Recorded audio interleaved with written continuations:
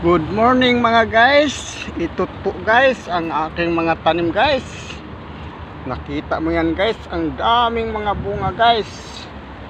Ito.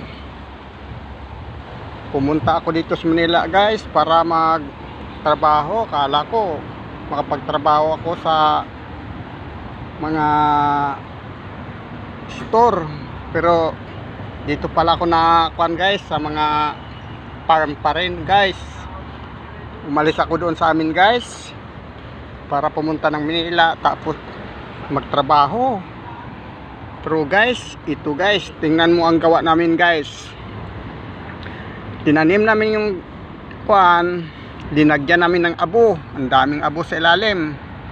Tapos mga guys, ilagay yung kamatis, tapos sa ibabaw lupa.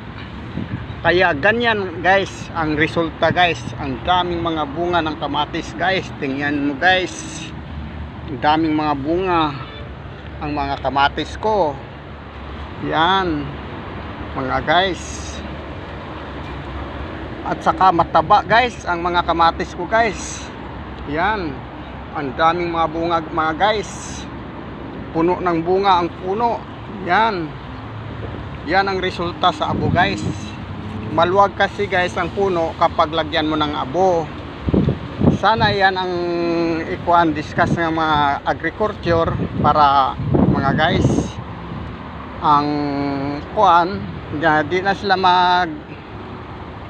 bili ng kuan ng mga ibang farmers na magtanim lang ng kamatis. Di na sila magbili ng mga fertilizer. Kaya pwede yung mga abo, yung abo sa palay, yung ipa, so sinunog na ipa. Ganyan guys. Oh, ang daming mga bunga guys. Yun ang resulta ng abo guys. Yan, puno ng bunga ang puno. At saka mayabong guys. Yan ang resulta mga guys. Nandito ako sa farm.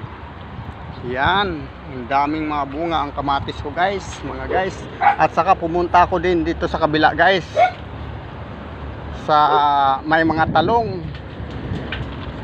Ganyan guys.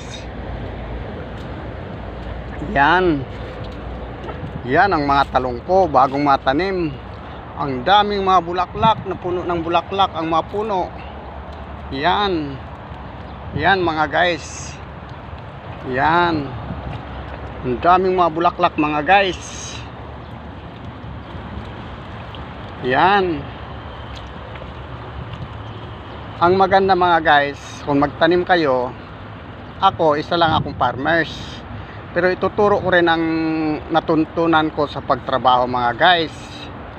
Hindi lang tayo umaasa sa fertilizer. Ang mga fertilizer kasi, kung di ka makapag-apply ng fertilizer, wala na rin yung mga tanim mo. Pero yung kuan mga guys, mga organic, ilagay mo sa puno ng mga talong at saka kamatis, ang kanilang taba tuloy-tuloy mga guys. Tingnan mo guys, itong mga talong puro mga kuan lang linagay ko, mga kaudang, pero ang tataba nila mga guys, ang daming mga bulaklak.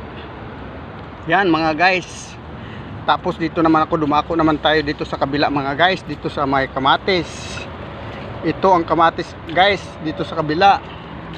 Yan, ang daming mga bunga mga guys. Di ka makadaan sa mga gilid-gilid. Yan, puno ng bunga.